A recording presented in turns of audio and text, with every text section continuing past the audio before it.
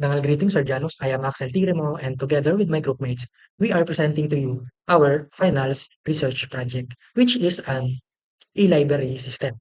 And our e-library system has the functionalities of user registration for students, librarians, and administrators, add, update, and delete book records, search and filter book by title, author, or category.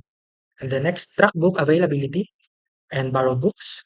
The next is generate borrowing history reports, transaction processing for book borrowing and returns, and also the data persistence using MySQL database. Before showing you the project demo and the project discussion, let me introduce to you my groupmates. So the first one is ATCHICO John Michael. The next one is Bolanos Rain Mariel. The next one is Peralta James Danzer. Next is Perey Gio Lawrence. The next is Rustria Jamel. The next is Segundo Jewel. The next is Tabanganay Jillian. And lastly, Tolentino Renzo. And now, I am done introducing to you my groupmates. Let's proceed to the project demo and the project discussion. The Calgary Surgeon's, my name is James Roger T. Peralta, and I'm here to demonstrate the student, librarian, and admin account. So first, let's log in as a student. Upon logging in as a student, we can see the total transactions that the student made, the active books that are borrowed by the student, and the return and the overdue. So once we click the view books, we can see all the available books in the library. So once we click the my transactions, we can see all the transactions that the user have made. So once we click the profile, we can see the student information such as the email address, year level, and the program that the student is currently in. So we also have a user ID here that is going to be used once we make a transaction in the library. Let's log in as a librarian. Upon logging in as a librarian, we can see the total book count, available books, and the total of the all copies of all the books in the library. So once we click the manage books, we can add. We have a CRUD operation here, so let me demonstrate the add book.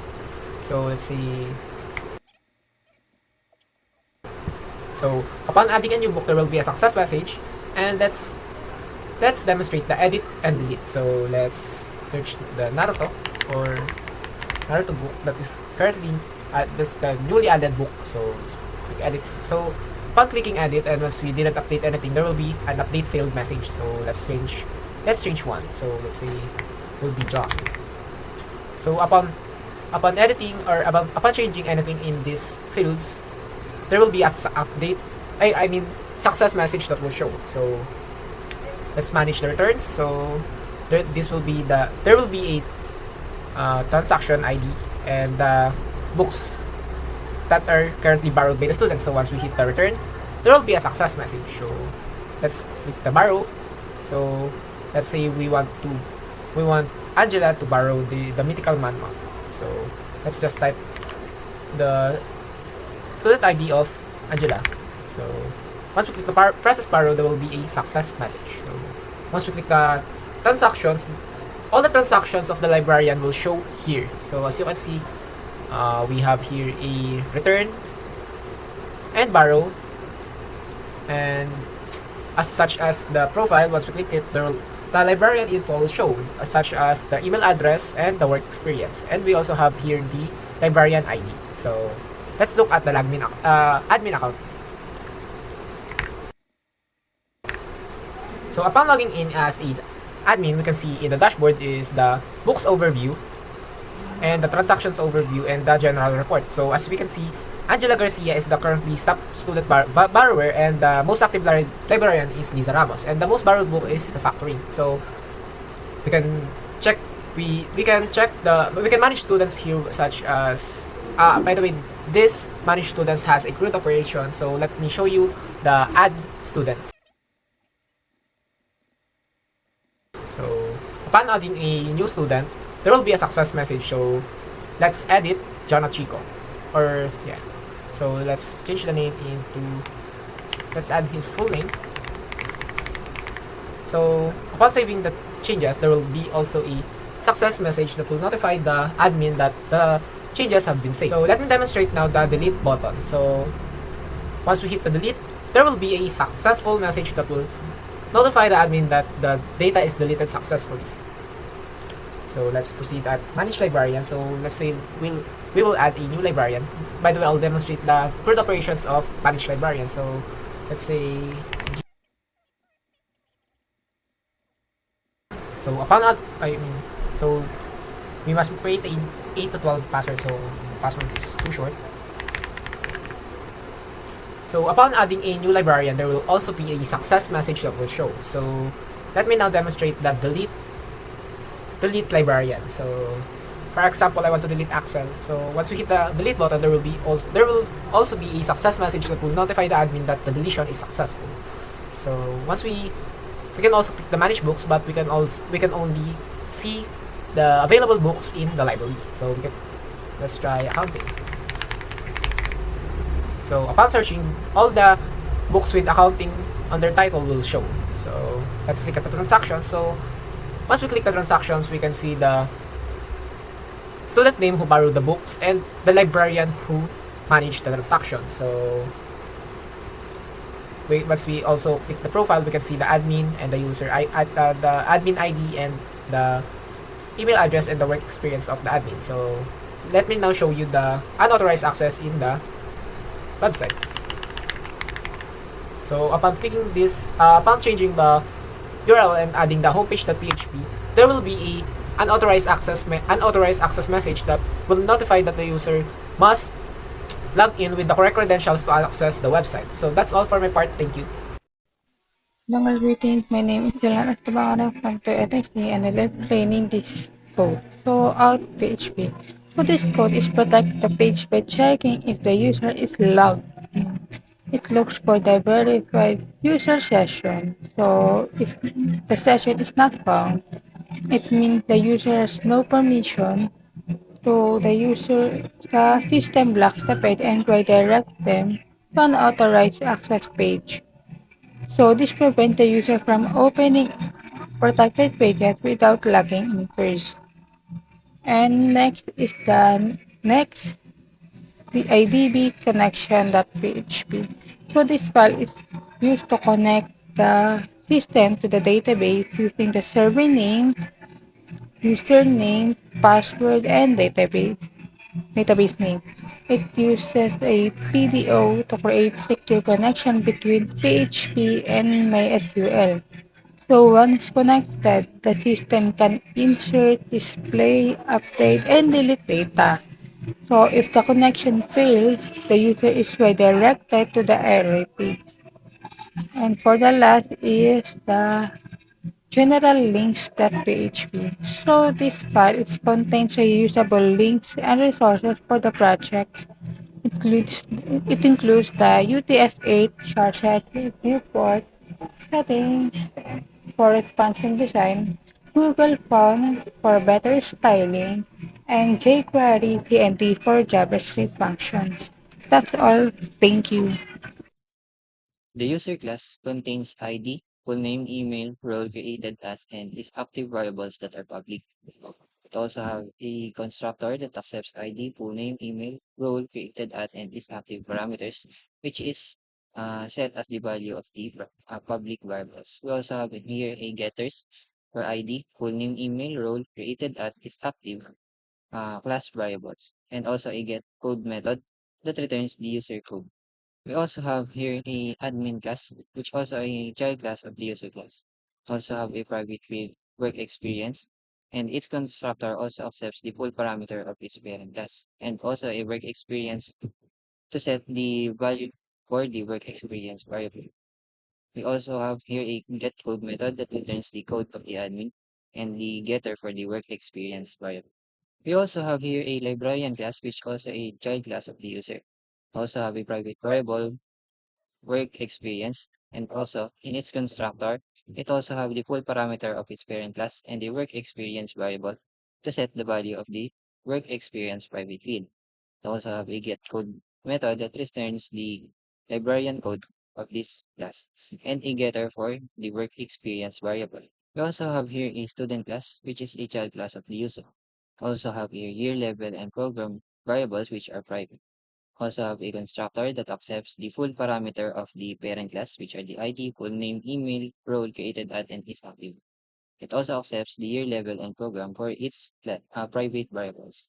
Also have a getCode method that returns the user code of the student and the getters for the year level and program.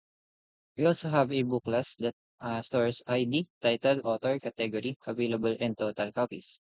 Also have a constructor that sets the value for its own private fields. Also have a getters for its private fields and an is available method that determines if the book is currently available. We also have a transaction class that have a ID, student name, librarian name, book title, status, transaction type, and request date and return date as its private variables. Also, it also have a constructor that accepts the values for the private fields and sets it as the values for the private fields. We also have a getter for the private fields and the is returned, is overdue, and the is active value that determines the status of the current transaction object. So here in my part of the sign up page, the transaction start for the user state, tracks, and the linking of the database for the required ones. So here inside the HTML, we have the linking the image from the CSS, and then we have the section for the forms for the user's data, and filling their roles. We have also their full names, and then year level and program for the students, and admin and librarian for the work experience. We have also their email and passwords, and then button for process of the Ajax later on. And we have the login here if it is having a login to sign up. And then we have the modals for the sign up, for the inactive, success, and the failed modals. We have also the script for the sign up page. We have also the onload event for setting the role by the handle role change. And then if the create account button is clicked, then it will go to the validation for the empty fields, and then creating the error message container for the validation of the password. It will show an error message with this code, and then we have sign up user data for the data stored for the specific roles. And then we have the processes of the Ajax for the backend. And the helper methods for the under role change. And then is valid length, has number, and has special character for the character, numbers, and length of validation. And we have also the display modal and the hide modal for displaying and hiding the modals. And then show error message if there's an error message. And then if it's not, it will go resets the changes. Now I will be explaining about the login.php files. This file has the interface of our login page. And inside it has the login form, and it has the input fields of the row, the email, and the password. And then next it has the modals for the not active account modal, and then the failed modal. And then it also has the script that checks if the inputs are valid. Now I will be explaining about the process login.php file. So this file processes the login of the user by getting the information from the form of our login page. And then next it checks if the user email is existing and if the password is valid. If both of them is not valid, marks the status of the login as failed. And then if the credentials are all valid, it marks the status of the login as success. So now I will be explaining about the process logout.php file. So this file removes the current login user in our session. And then next it redirects the page to the login.php file. So good day, I'll be explaining BOOKACTIONMANAGEMENT.PHP, our backend API handler for book operations. It receives AJAX requests from JavaScript, processes them, and returns JSON responses. When a user performs an action like searching for a book, JavaScript sends a post request with an action parameter and related data. For example, action get filtered books with a search query. The PHP file uses a switch statement to determine which operation to execute based on this action parameter. After processing, it returns a JSON response with a status field and data field that JavaScript uses to update the page. Let me explain get filtered books in detail. This handler our book search functionality. The query searches three columns, which is the title, author, category, using the like operator with wildcards, the percent signs you see here. This enables partial matching, so searching Harry will find Harry Potter. We use prepared statements for SQL injection prevention. The search query is passed 3 times in the execute array because we're checking 3 columns. It returns all matches as an associative array, then encodes it to JSON for the front end. The other case says, which is the add book, inserts new book, count all books, count available books, count unavailable books, give us statistics. Get book ID fetches 1 book for editing, get all books display the full inventory, get available books and get unavailable books filter by availability, delete book removes books, edit book by ID, update books information. So each returns JSON with status and data. This case power our key features: get filtered books, handle search, get all books, display inventory, and the count function, update dashboard statistics. So that's all for my part. And Mga greetings po, I am Segundo from 2ITC, and the part I will discuss is the user action management. So let's start with the data loop, how it receives the JavaScript sends a post request containing an action, the command, and the data, which is the inputs. So PHP catches this via post, and how it sends. PHP processes the request and talks back using a JSON code. This sends a JSON object back to the JS, allowing the page to update without a refresh. Next is the detailed case. That starts with add student. It securely registers a new student and includes check email.php to prevent duplicate accounts. It uses password hash to encrypt passwords and prepared statements to completely block SQL injection. And every input is wrapped in HTML special chars to stop XSS attacks. Mga greetings, I am Jamal Cassandra Rustria and I'll be discussing the transaction action management. First, we have session start, which is the command that tells the server to allow us to use session variables. Next, we include our database connection file. We use require once because this file is mandatory. If it is missing, the script will stop immediately. Now we check if the request is valid using this line. So where does this action came from? It's a data sent from the front end using an AJAX request. AJAX acts as a messenger that carries the user's instructions directly to this PHP file without refreshing the page. If there is no action provided, the script enters the if statement, which returns a JSON response and tells the user that the action is undefined and that they should refresh the page. Finally, we call exit. This is very important because it stops the script from running further.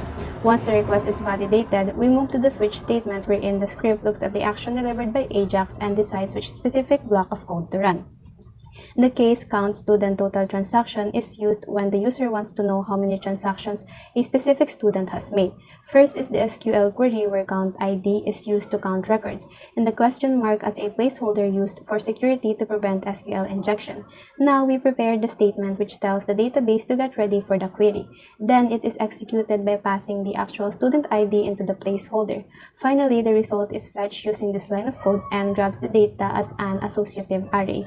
We then send this back to the user as a success message. We have several count actions such as returned, borrowed, or overdue books.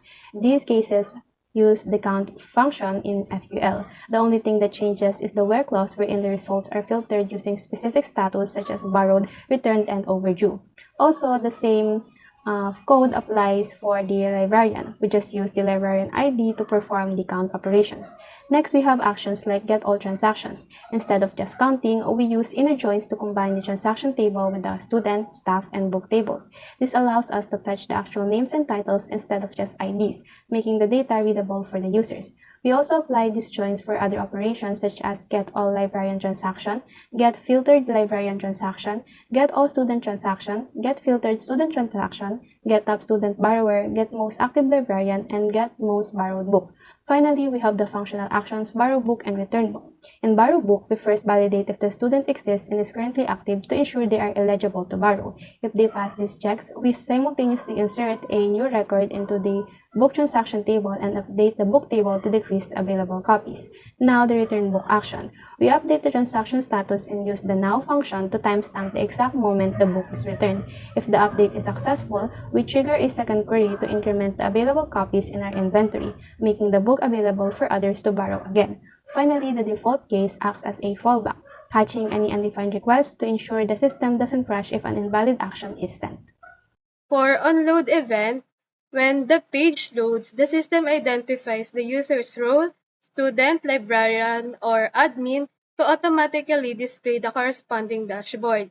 As the user navigates, the system detects sidebar clicks to update the container title, ensuring the interface reflects the current section in real time. For searching transactions, this function manages book searches.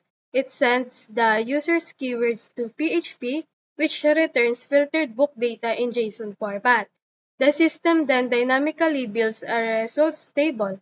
Students only see available books while librarians see all records along with edit and delete options. For dashboard data, the dashboard displays real-time data from PHP. Using the .text method, the system updates summary cards for total and overdue transactions. It then uses .append to loop through and display the most recent activity in the transactions table. So the display view books function uses AJAX to fetch all books records from the database and dynamically populate the table. It clears the current case and loops through the JSON's data to append new rows, while using the role-based logic to hide unavailable books from the students and district, edit delete buttons to the librarians only. For the librarian dashboard, it has the information for total book counts, available books, unavailable books, available copies, and the book table. So we display the data in the librarian dashboard by using the display librarian dashboard method in our JavaScript. And inside this method, we get the informations that we need from the bookmanagement.php.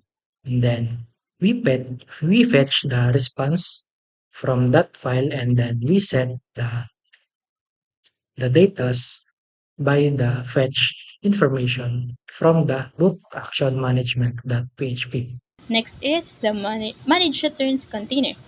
It lists active borrowing for return processing.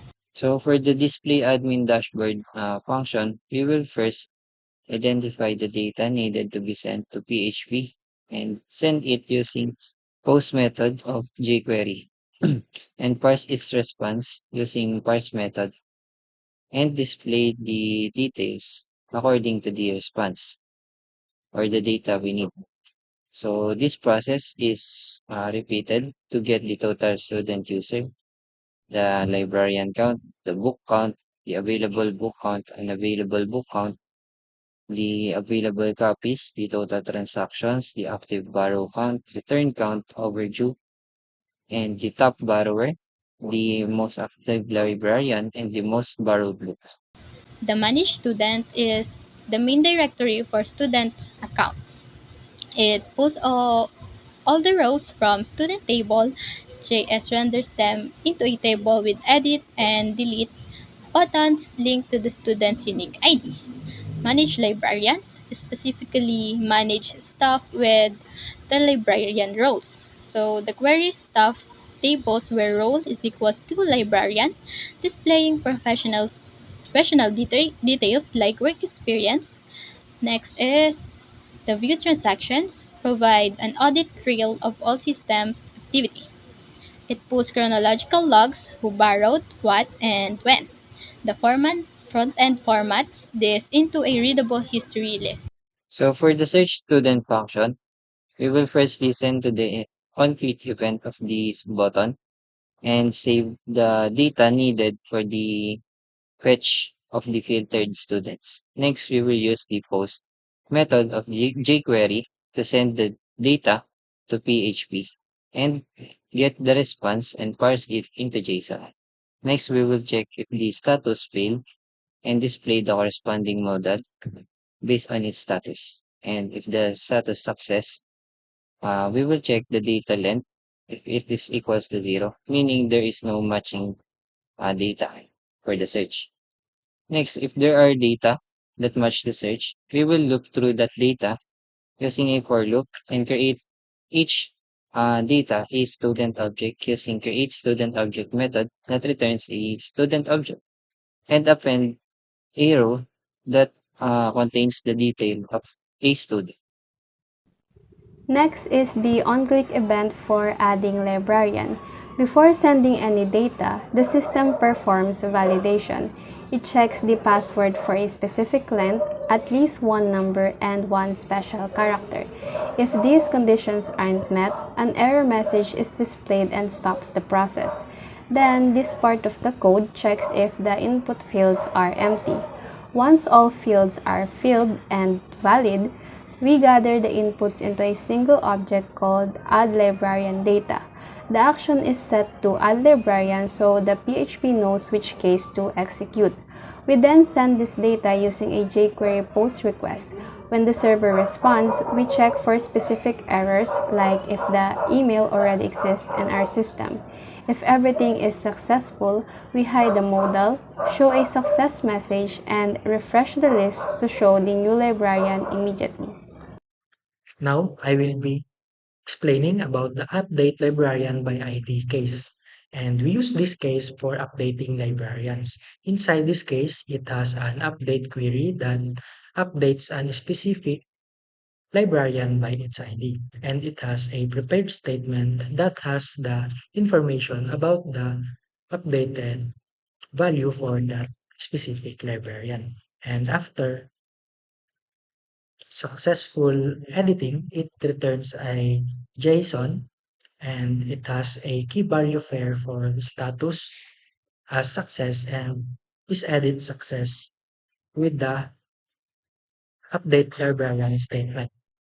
For the add new book functionality, we will first listen to the click event of the button and save the data necessary for the process.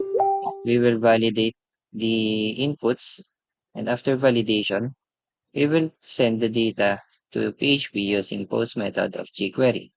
We will then parse the response and check if the status is failed and if the process is not successful.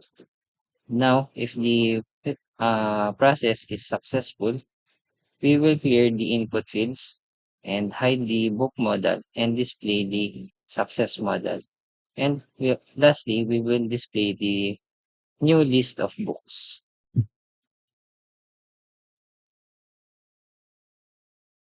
So for the edit book functionality, we will first listen to the click event of the button and save the data needed for the process. After that, we will validate the inputs and send the data to PHP using the post method of jQuery, and then parse the response into JSON and check if the status is failed and if the process is not successful. If the process is successful, we will clear the input fields and hide the modal and display a success modal and then display the new list of the books. So for the return book functionality, first we will identify the transaction ID and the book ID. Next, we will save the data needed for the process and send it to PHP using post method of jQuery and then parse the response into JSON and check if the result status is failed and if the process is not successful. And if the process is successful, we will display a modal, success modal, and display the new set of data using display manage returns method.